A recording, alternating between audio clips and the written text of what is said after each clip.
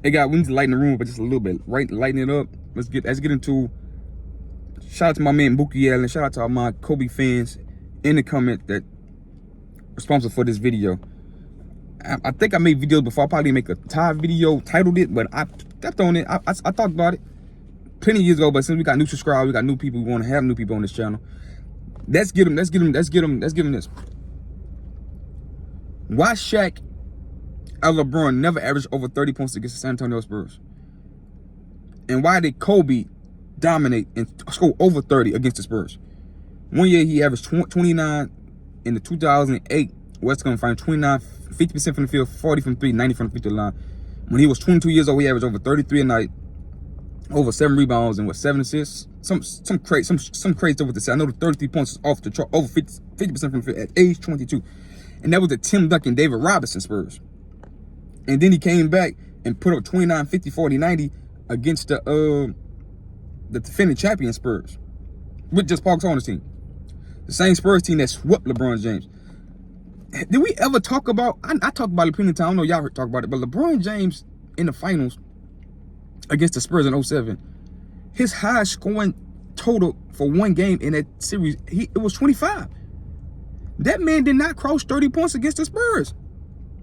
And then the second time, when he did beat the Spurs, when he teamed up with the Miami Heat, and Ray Allen hit that shot to save him, he averaged 25 in that series. 25. And then the series he lost, the next season, he averaged 28. He never got over 30 points in the average against the Spurs. Because we seen Kyrie go off for 57 against the Spurs. And with Tim Duncan still on the court. We see James, I don't know if Tim Duncan was still on the Spurs team, but then they have Tony Parker, Manu Ginobili, or Bruce Bowen when James put up 60. I don't think, but James still put up 60 against the Spurs. And it's hard to score against the Spurs. Shaq, as dominant as Shaq was in the final, averaging 38-15 against the Indiana Pacers, 35-12 against the New Jersey Nets, 30 plus against the 38 against the 30 plus against the Philadelphia 76ers.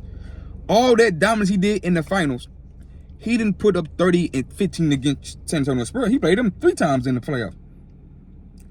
He ain't never put up why is that? Because when the competition gets stiffer, and this the only argument we can have, because a lot of these guys are great, a lot of great players, a lot of great scores. But the argument we have to have is who played the best against the best competition. And we know the answer to that. Not Jordan, not Shaq, not LeBron, not Steph Curry. When it came down to being the most competitive teams, the most highest percentage wins against the person, sorry. Kobe had the highest percentage of beat 50-win teams in NBA history and outperformed that 3 straight years. He had over 600. He the first player to have 600 total points in each of the last of 3 straight postseason. And all of them teams with 50-win teams besides one, the Utah Jazz, one of the years. It's undeniably dominant and unbelievable. But styles make fights. LeBron James' style doesn't have a way to dominate the San Antonio Spurs. Because if you cannot make perimeter shots, you're not perimeter archer against the Spurs, you're not going to dominate them. Because you're not getting in their paint. Because Timmy Duncan is the greatest rim protector ever. And then same thing with Shaq. You're not dominating the paint with them. He has no perimeter game. He has no face-up game. He has no 15-foot game, to my Shaq, to go at a combat to get over 30 against the Spurs. That's the real reason why he doesn't dominate the Spurs. Or why LeBron James don't dominate the Spurs. You see Kyrie, Kobe, all the other guys dominate the Spurs. Even Dirk Nowitzki. You remember that year Dirk Nowitzki went off on the Spurs and they made it to the finals? I think did Dirk play them? I don't think Dirk didn't play them. Dirk played OKC. You see, we did the OK. Ooh, we did the OKC. That ball was special. But you see, great perimeter like James. I mentioned James, but Kobe especially. Their perimeter game exceeds the Spurs defense. Like Kobe don't need to get in the paint to go get 30. He don't need to have a paint game. He don't need to have 5-6 layups, 5-6 dunks. He don't need to go downhill and get layups, points in the paint. He can kill you from perimeter. Dude, I think he had like 3 to 4 40-point games against the Spurs in the playoffs. It's ridiculous. He's been ridiculous. Like, they have no answer. If it's Bruce Bowen, Manu Ginobili, Steven Jackson, whoever you want to put, they had no answer for Kobe. Like, even Kawhi, he didn't play Kawhi in the playoffs, I don't think. But he had 30 plus games in Kawhi with Tim Duncan in the paint. He just dominated the Spurs because he had they offensive bag and offensive skill set was better than LeBron James.